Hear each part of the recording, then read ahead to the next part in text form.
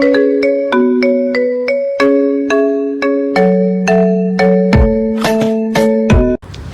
းလုံးပဲမင်္ဂလာပါဒီနေ့မှာတော့ချောကောင်လေးနဲ့ရက်တထောင်ပြည့် anniversary ကိုဘလို့တူဖြတ်သန်းသွားမလဲဆိုတာကိုပြသွားမှာဖြစ်ပါတယ်အခုကတော့မနက်အစောကြီးအိမ်နာပန်းချံမှာငါးစာအလှကျွေးဖို့အတွက်လာနေရဖြစ်ပါတယ်ဒါကတော့ငါးစာကျွေးမယ်ပါမုတ်ထုတ်ကြီးနှစ်ထုပ်ပေါ့နော်ဒီဘက်ကကန်ထဲမှာ900မရှိသေးပါဘူးဟိုဘက်မှာငါးစာကျွေးနေတော့သူကဟိုဘက်မှာသွားကြိတ်နေရပါပါမုတ်တွေကိုကျွေးရလွယ်အောင်အရင်ဆုံးဖဲ့ထားလိုက်ပါတယ်အဲ့ဒါမှငါးတွေအကုန်လုံးကပြင်းပြတတ်စားလို့ရမှာဖြစ်ပါတယ်ကဲစကျွေးပြီနော်ကြည့်ပါဦးအများကြီးပဲရောက်လာပြီအစာနဲ့ရလို့ငါးတွေကလေရောင်းဆုံးအကြီးအရန်လှရဲကန်နဲ့အောင်စင်တပုံရိုက်ချင်တော့ရဲမဲကန်နဲ့ဆင်းလိုက်ငါးစားဖြစ်သွားမှာဆိုလို့ပေါ့နော်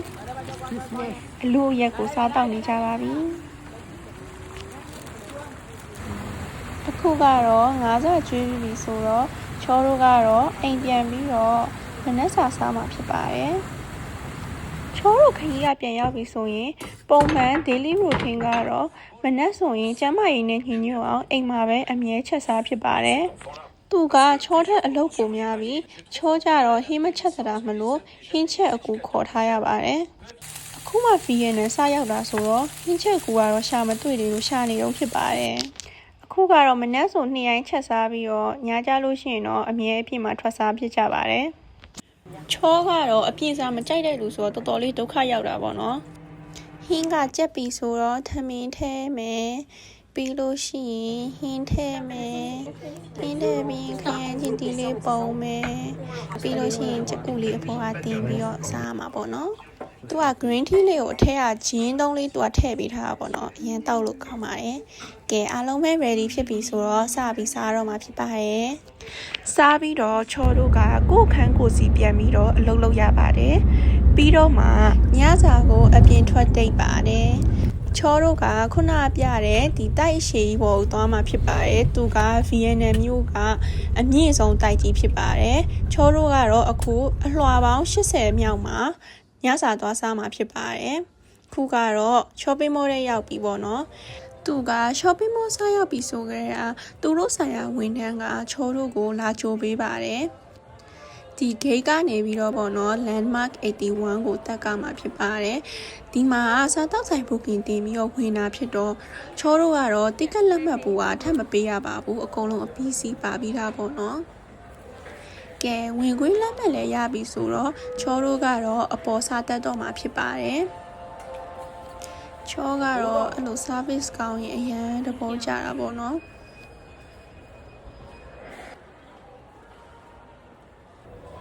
အခုကတော့အလွှာ80ကိုတက်ဖို့ဒလီကားဆောင်နေရဖြစ်ပါတယ်ဒလီကားရောက်ပြီဆိုတော့ချောနဲ့သူအပေါ်လိုက်ခဲ့နော် Look to the edit floor, madam. Okay. Thank you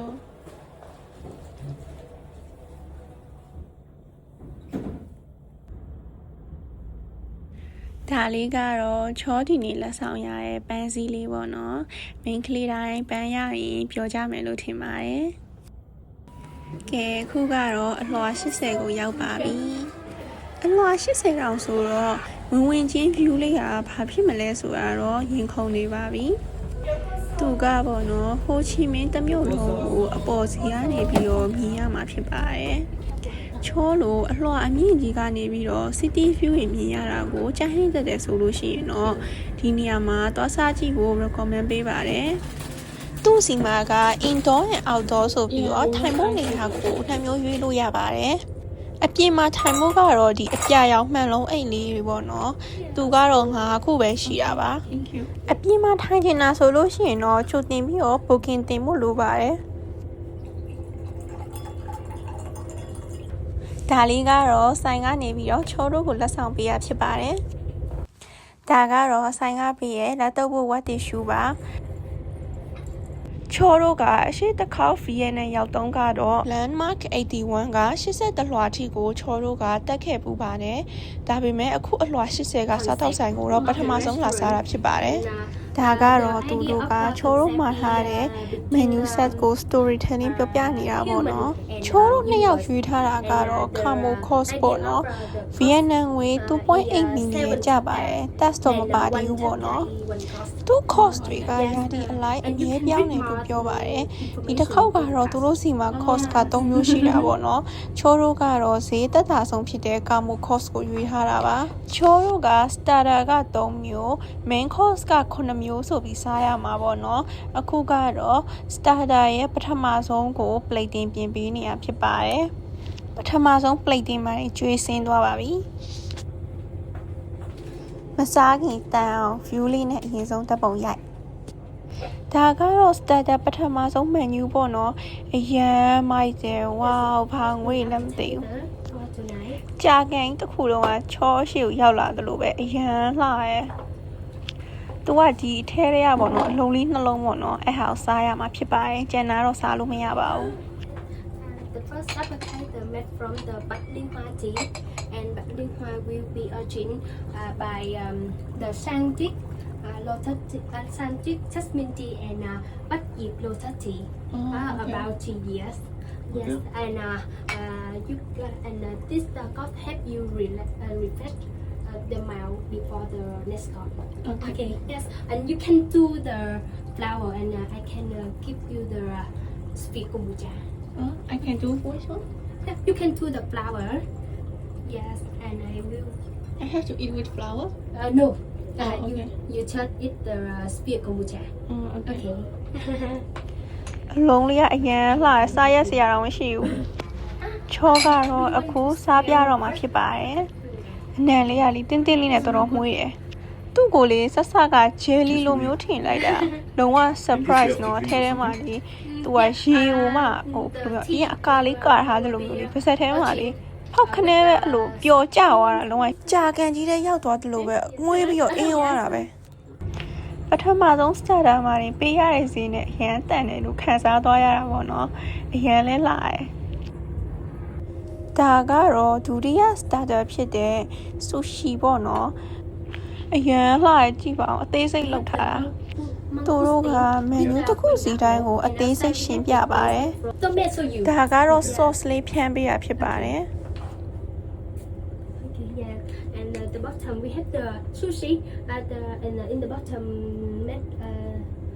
we have the hikari rice, and on the top we have the anago eel. With the sauce made from the eel and orange. And on the top we have the foie gras. Okay. အခုကတော့ဒုတိယတစ်ခုကိုစားပြမှာဖြစ်ပါတယ်။သူကတော့ first bite မှာတင်အဲ့လိုစိမ့်စိမ့်ရွှင်ရွှင်လေးပေါ့နော်။တစ်တော်စိမ့်ကြီးတဲ့ရောက်သွားတယ်လို့ခန်းစားချက်လေးရောရလိုက်တာပေါ့နော်။အောက်ကဆူရှီကိုစားပြမှာဖြစ်ပါတယ်။ဆူရှီကအောက်ကခရမ်းရောင်ထမင်းလေးပေါ့နော်။မွှေးလေးကြည့်ပါဦးပန်းကင်းသေးသေးလေးကြာနေရပဲရမ်းချစ်ဖို့ကောင်းတယ်။ဒါတွေအကုန်လုံးကတခိုက်တည်းစားကြည့်မှာအရသာအကုန်လုံးခန်းစားမိမှာဖြစ်ပါတယ်။ Wow ဒီ sushi ကလေချောစားဘူးတမျှ sushi ထဲမှာစားလို့အကောင်းဆုံး sushi တစ်ခုပေါ့နော်ပထမဆုံးစားခဲ့တဲ့ဟိုအလုံးလေးရဲ့ဒီ sushi ကိုတော့ပြန်စားချင်တာပေါ့နော်သူက cost တစ်ခုစီတိုင်းကိုဒီလိုစာရွက်တစ်ရွက်စီနဲ့အသေးစိတ်ရှင်းပြထားတာပေါ့နော်သူက first chakra ကနေ7 chakra အထိ9ခုရှိပါတယ်ဒါကတော့ main course 9မျိုးတည်းကပထမဆုံး course ဖြစ်ပါတယ်သူတို့ရဲ့ main chef ကိုယ်တိုင်လာပြီးတော့ဒီအလုံးလေးတွေကိုလှီးပေးမှာဖြစ်ပါတယ် Now I show you this is a tempura. Okay. Name kisu tempura. Okay A universe style. okay She just was. That's okay. 1, 2, 3.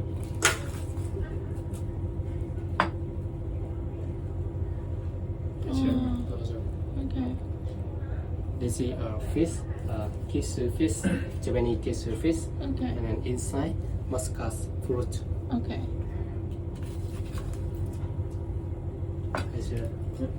Those are. Thank you. So I recommend you visit Suraji lamb, Okay. Japanese Suraji, the skins, your skin. Very, very flavor, very good.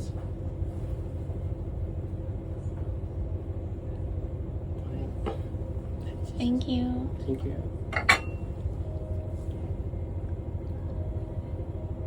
Okay. And then Japanese is this is sakura show. Okay. Sakura flower. Okay. Dry Vietnam show mix. And what is it? Is it salt? Hand okay. Thank you. Thank you Support you. Okay. One smile. Very good. One bite. all one bite Okay, one bite. Thank you So, thank you, sir. Thank you. Arigatou gozaimasu. အခုကတော့ဒီဟာလေးကိုစားပြမှာဖြစ်ပါတယ်သူကအဲ့လိုဆူရှီလုံးလေးရတာလို့ပေါ့နော်ထဲထဲမှာအဲ့လိုစိမ့်စိမ့်ရွှင်ရွှင်နဲ့အရသာလေးရောစားကောင်းပါတယ်တော်တော်လေးမှုေးပါတယ်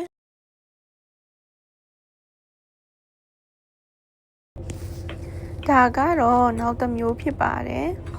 ဒါလေးလည်းပန်းခင်းလိုမျိုးဒီဇိုင်းလေးလုပ်ထားတာပေါ့နော်မြက်ခင်းတွေနဲ့ပန်းပင်လေးလိုမျိုးလေးသူကလေချိုးချိုးချင်းချင်းအရသာလေးပေါ့နော်ဆန်းဆန်းလေးပဲဒါကတော့နောက်တစ်ခုဖြစ်သွားပါပြီသူကလေတော်တော်မှုေးတဲ့အနှံ့ကစွပ်ပြုတ်ပေါ့နော်တရုပ်စွပ်ပြုတ်လို့အရသာကိုမှတော်တော်တောက်လို့ကောင်းတယ်သူကဘဲစွပ်ပြုတ်လို့မျိုးပေါ့နော်သူ့ဘေးမှာပါတဲ့ဒီမုတ်ပေါ့နော်ဒါလေးကိုစားကြည့်မှာဖြစ်ပါတယ်ဒီဟာလေးလည်းတော်တော်စားကောင်းတယ်သူကလေအထဲထဲက mousse လိုမျိုးအီလေးပေါ့နော်အဲ့အောင်မှအသားရတာလေးနဲ့ပြီးရင်စွပ်ပြုတ်ပြန်တောင်းလိုက်ရင် share ပဲဒါကတော့နောက်တစ်မျိုးပေါ့နော်သူတို့ဂျပန်ခောက်ဆွဲအေးလိုမျိုးလေးတော်တော်ကောင်းတယ်ခဏအသားနဲ့ဟို strawberry လည်းပါတယ်ပြောရဲ sakura ရောပါတယ်လည်းတော့မသိ Hokkaido tomato candy pasta, and the main ingredient is somen noodle with the strawberry and tomato. Yeah, on the top we have the အပေါ်ကနေပေါ့နော်ဒီလိုအခဲလေးပြန်ပြီးတော့သူတို့ plate တင်ပြင်ပေးရပေါ့နော်ပန်းရောက်ကြိုက်တဲ့ main ကလေးတွေဆိုရင်စားရက်စရာတော့ရှိမှာမဟုတ်တော်တော်လေးလှပြီးတော့တော်တော်ချစ်ဖို့ကောင်းပါတယ်သူကလေအကုန်လုံးတမအောင်မှွေပြီးမှစားပေးရမှာပေါ့နော်အခုကတော့နေပြီးပြီဆိုတော့မြေကြီးတော့မှဖြစ်ပါတယ်သူကအေးလေးကိုလေမှုေးလေးနဲ့အရသာလေးကဆန်းဆန်းလေးတစ်ခါမှမစားဘူးတဲ့ခောက်ဆွဲအေးရတာလေးပေါ့နော်တော်တော်စားကောင်းတယ်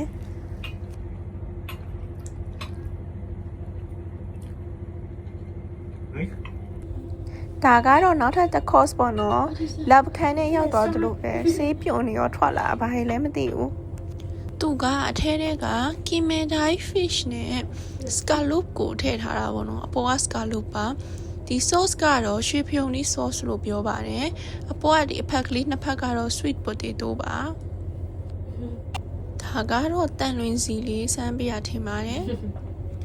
ဒါကတော့စားပြမှာဖြစ်ပါတယ်ချောကတော့ငါးထက် scallop ကိုတော်တော်ကြိုက်ပါတယ်သူကလေချိုပြီးတော်တော်လက်ပြီးတော့ချိုစိတ်နေတာပေါ့နော်အသားကလေတော်တော်ကောင်းတယ်ထုံနဲ့တော်တော်မိုက်တယ်ဒါလေးကတော့ beta stick ဖြစ်ပြီးတော့ချောကတော့ medium rare ယူထားတာဖြစ်ပြီးတော့ကောင်လေးကတော့ medium ယူထားတာပါချောက stick စားလို့ရှိရင် medium rare ပဲစားပါတယ် the last one got အခုစမ်းပေးနေတဲ့ sauce ကတော့ wine အနီနဲ့လောက်ထားတာလို့ပြောပါတယ် wine အနီနဲ့လောက်ထားတာဆိုတော့အရသာလေးကတော့ချိုချိုချင်းလေးပေါ့နော်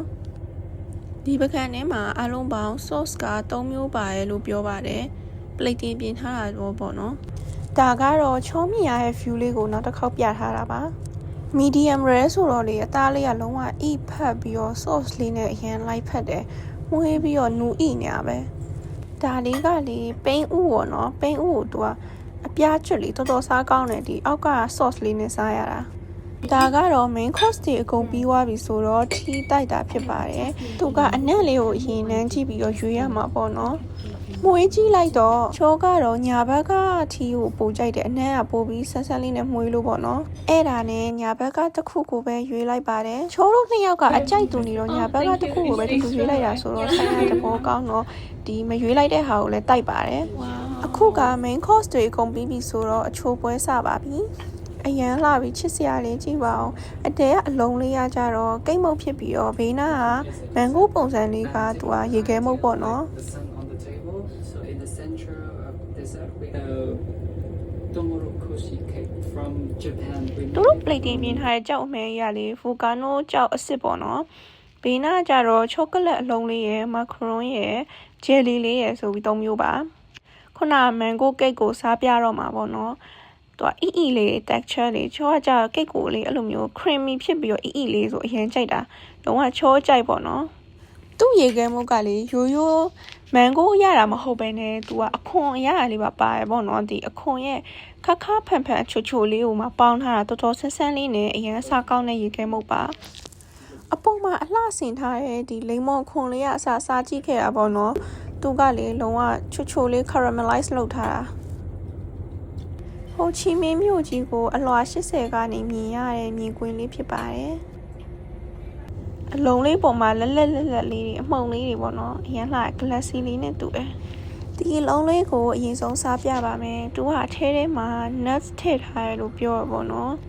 ချိုးက chocolate တွေဆိုအထဲထဲမှာ nuts ပါတဲ့ဟာတွေဆိုအရင်တဘောကြတော့ကွက်တီပါပဲနောက်တစ်ခုကတော့ macaron စားပြမှာပါအရတာကလေလုံးဝပါးစက်ထဲကိုပျော်စင်းသွားတာပေါ့နော်ချိုးပြီးအရင်မိုက်တယ်နောက်ဆုံးတစ်ခုကတော့သူကရိုးရိုးတရုတ်ချဲလီလို့အရတာပေါ့နော်မှုန့်မွှေးလေးနဲ့စားလို့ကောင်းတယ်ချိုချိုလေးနဲ့စားပြီးပြီဆိုတော့ရေတောက်ပြီးပြန်တော့မှာဖြစ်ပါတယ်မပြန်ခင်ဒီကြောက်တွေကိုအဝါလျှောက်ကင်ကြည့်ခဲ့ပါတယ်ကြောက်တွေကလေအလက်မုံလေးဖြန်းလာလားမသိဘူးလက်မာလေးအလက်လက်လေးကြံခဲ့တဲ့အရန်ချစ်ဖို့ကောင်းတယ်အခုကတော့ပြန်တော့မှာဖြစ်လို့နောက်ဆုံးတစ်ခေါက်ဓာတ်ပုံရိုက်နေတာဖြစ်ပါတယ်ချောတဲ့အတူနောက်ဆုံးတစ်ခေါက် view လေးတူတူလိုက်ကြည့်ကြပါဦးနော်ဝေါလုံးဝကိုတော့အရန် romantic ဆန်ပြီးတော့မီးရောင်စုံကိုမြင်ရတဲ့မြင်ကွင်းလေးဖြစ်ပါတယ်ဒီလို anniversary တွေတို့မွေးနေ့တွေဆိုရင်ဒီပေါ်မှာလာပြီးတော့ကျင်းပဖို့ recommend ပေးပါတယ်